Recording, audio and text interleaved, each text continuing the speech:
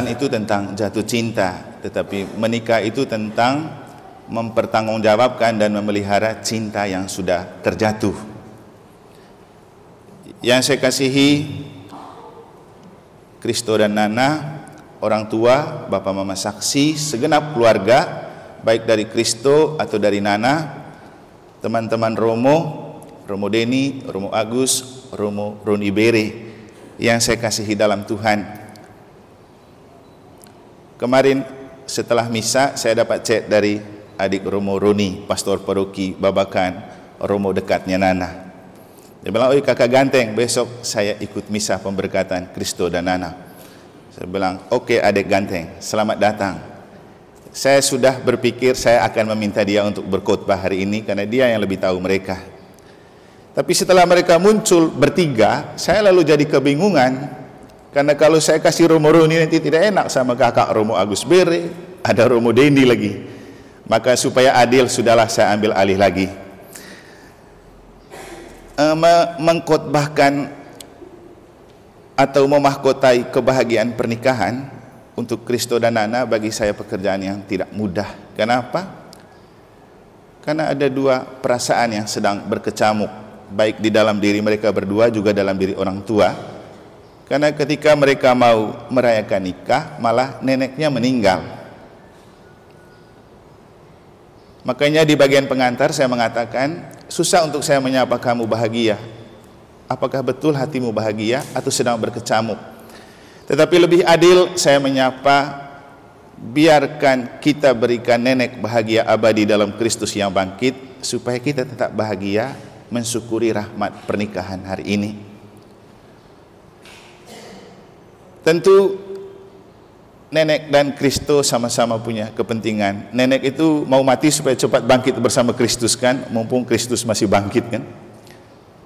Kristo dan Nana juga ingin cepat nikah supaya segera bangkit, hidup dalam dekapan kasih Allah.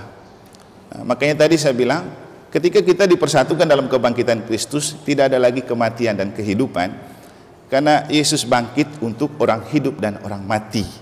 Maka dalam cahaya kebangkitan itulah kita memaknai pernikahan Nana dan Kristo untuk hari ini. Dan saya mau katakan, kamu sudah berdoa untuk nenek bahagia, berbahagialah hari ini, karena nenek bahagia bersama Yesus yang bangkit ke surga, dan kamu juga didoakan oleh nenekmu di surga. Karena ketika Jumat Agung saya sudah mengajak kita untuk memaknai kematian Kristus sebagai kematian Kristus adalah kehidupan cinta. Maka nenekmu mati untuk menghidupkan cintamu berdua.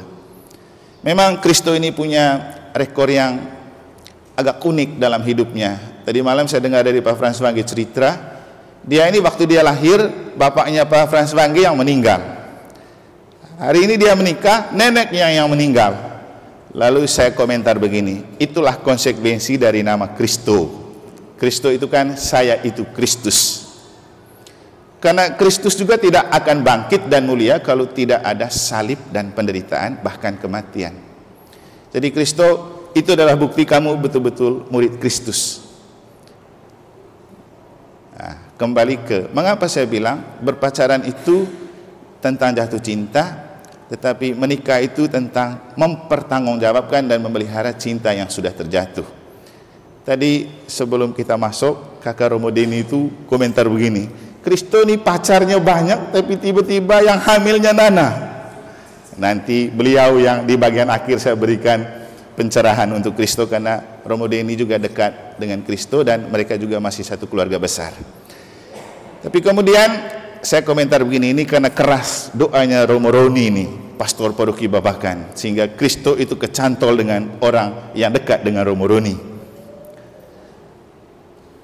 Tapi kemudian ketika mendengarkan bacaan pertama, kita lalu harus sepakat menyetujui bahwa ketika Kristo kemudian menikahi Nana, itu namanya tulang rusuk atau jodoh. Waktu saya ngobrol dengan beberapa calon pasutri, teman KPP-nya Kristo, waktu itu ada Mas Cus, ada Tian, ada Ferdi di depan Gua Maria. Kita ngobrol-ngobrol tentang, karena waktu itu lagi khotbah tentang patah hati dan sakit hati, saya lalu bertanya kepada mereka, kamu ini menikah karena sakit hati atau karena patah hati? Mereka bilang, ya kalau menurut khotbahnya Romo, kami ini menikah karena patah hati. Karena patah hati itu hati yang patah karena cinta. Jadi ada cinta di balik patah hati. Kita kalau orang cintanya diputuskan, kita menyebut orang itu patah hati. Tapi kalau sakit hati belum tentu karena patah hati. Karena sakit hati bisa karena iri, cemburu dan benci, maka hatinya sakit. Maka mereka bilang kami ini menikah dengan pasangan yang sekarang karena patah hati. Lalu saya bilang itu namanya jodoh. Jodoh itu singkatan dari jangan omong doang tapi obati hatinya. Jodoh, jangan omong doang, obatin hatinya. Sehingga untuk Kristo dan Nana ini namanya jodoh.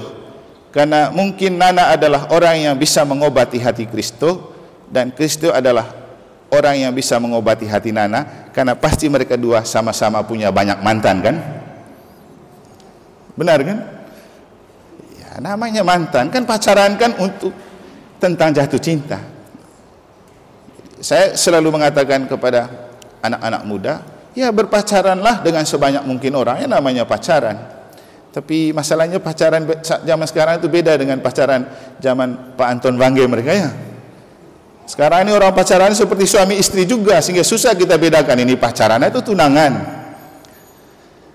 Tapi yang ingin saya katakan bahwa inilah pilihan Tuhan untukmu. Dan dalam bacaan pertama kita menemukan bagaimana Tuhan melukiskan kisah cinta seorang pria dan seorang wanita itu sebagai penolong yang sepadan. Mungkin ini kata kunci, penolong yang sepadan.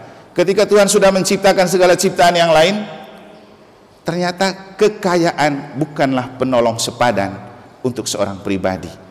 Jadi ketika Tuhan menciptakan dunia dan manusia pertama, Adam sudah ada, segala ciptaan yang lain sudah ada, ternak, hewan, tumbuh-tumbuhan, semua kekayaan dunia sudah ada.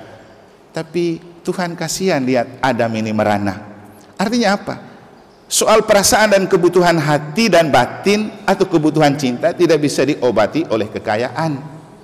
Sehingga kita biar kaya bagaimanapun, kalau tidak ada perhatian dan cinta, akan hampa juga dengan itu kekayaan. Maka karena Tuhan peduli dengan perasaan Adam, ia menciptakan Hawa sebagai penolong yang lain yang sepadan. Ini kata kunci. Istri itu penolong yang lain yang sepadan, karena harta dan kekayaan tidak cukup menjadi penolong yang sepadan.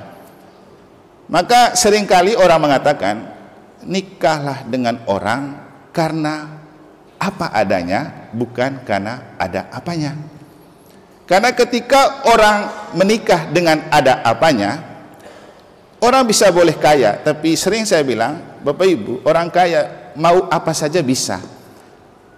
Dia mau yang lebih mudah kan dia punya uang, tinggal beli saja. Apalagi zaman canggih ini ada micet lagi katanya ya. Orang punya uang gampang saja, kalau mau micet, mie ke apa itu kan punya uang. Makanya menikah dengan orang kaya juga jangan berpikir bahagia, lebih banyak tersiksanya. Untung bahwa Kristo bukan orang kaya ya nananya, tapi dia punya kaya hati dan kaya cinta. Karena namanya Kristo. Tidak mungkin kau nama Kristo kalau tidak punya cinta. Dan ketika kamu merestui dan menyucikan cintamu itu, saat Tuhan juga memberi tantangan banyak. Saya tahu ini untuk pernikahan ini banyak tantangannya. Kata Franz Wangge, wah Romo banyak sekali tantangannya Kristo nih. Selain neneknya meninggal, bapak mama saksinya juga tiba-tiba jatuh, ini ganti serentak ini. Banyak tantangannya. Tapi kata orang, cinta sejati itu harus sampai hati terluka. Jadi kamu mengalami banyak luka hati karena ini. Tapi itulah cinta sejati, seperti Yesus, karena cinta mati untuk kita, dia rela mati, dan setelah mati lambungnya ditombakin supaya mengalirlah darah dan air dari lambungnya, yang kita rayakan besok dalam Minggu Kerahiman. Jadi cinta sejati itu harus sampai hati terluka, itu baru keluar aslinya. Nah karena itu pesan Yesus dalam Injil baik untuk menjiwai hidup perkawinanmu. Yesus itu loh hebat, Yesus ini. Artinya kita bersyukur dan beruntung punya Yesus. Coba bayangkan, dia Tuhan tapi dia mendoakan kita. Dalam Injil kita mendengar, Bapa, aku berdoa untuk mereka yang percaya kepadaku, supaya mereka itu satu seperti aku dan Bapa satu. demikian juga mereka tinggal dalam aku. Ini Tuhan di mana kayak gini? Kalau Tuhan yang lain kita cari dan kita sembah dulu, tapi Tuhan kita, dia yang datang menjemput bola. Apalagi kalau kita sudah dekat dengan dia, wah, kepedulian Tuhan itu lebih tinggi, seperti yang saya katakan dalam khotbah kemarin. Para murid tidak pernah meminta ketika mereka tidak mendapat ikan, minta kepada Tuhan, tolong kasih kami ikan. Tapi tidak, Yesus yang datang kasih mereka ikan. Tebarkanlah jalamu ke samping kanan, dapat 153 ekor ikan. Bukan saja dikasih ikan, tapi Yesus itu buat api untuk bakar ikan. Jadi begitu mereka keluar dari laut bawa ikan, api sudah ada, tinggal panggang ikan daripada murid. Coba, Tuhan loh buat api untuk panggang ikan. Cari di mana Tuhan kayak gini yang peduli dengan kita.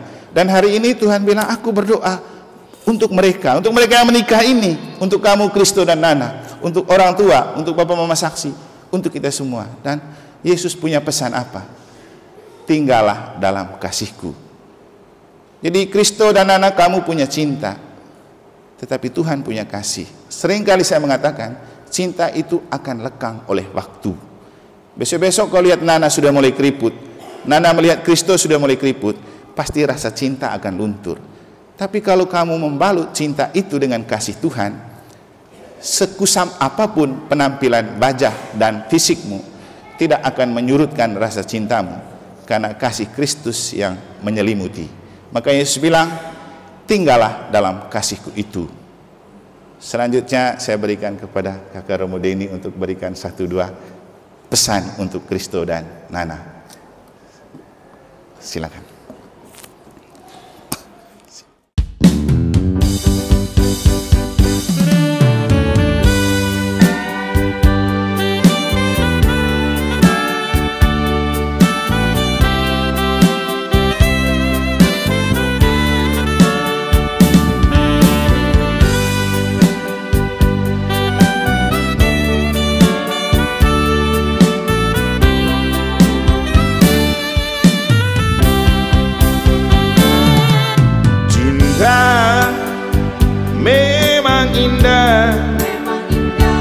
Namun akan lebih indah dihiasi pernikahan. Menikah itu panggilan untuk bahagia bersama.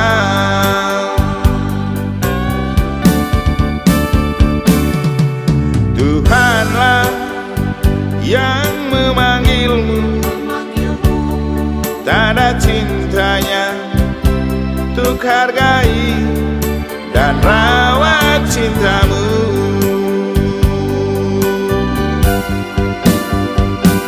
Tetap setialah pada janji pernikahan di altar Tuhan. Rawatlah cintamu dalam suka dan duka, selimutilah cintamu dengan kasih Kristus.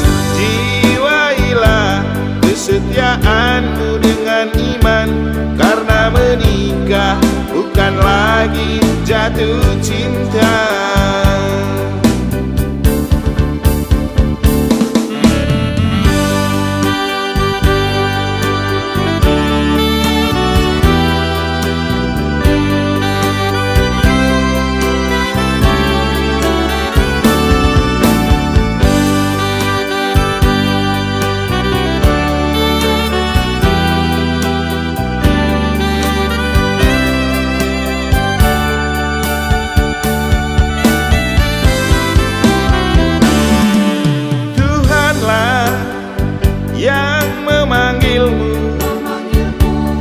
Tanda cintanya untuk hargai dan rawat cintamu.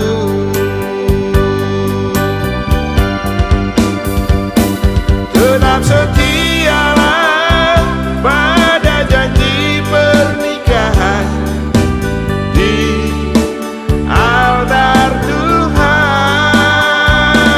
Rawatlah cintamu dalam suka dan duka,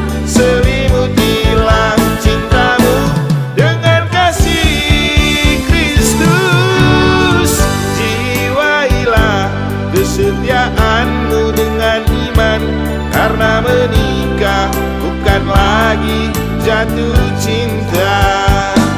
Tetap setialah pada janji pernikahan di altar Tuhan. Rawatlah cintamu dalam suka dan duka, selimutilah cintamu dengan kasih Kristus. Jiwailah kesetiaanmu dengan iman, karena menikah bukan lagi jatuh cinta. Jiwailah kesetiaanmu dengan iman, karena menikah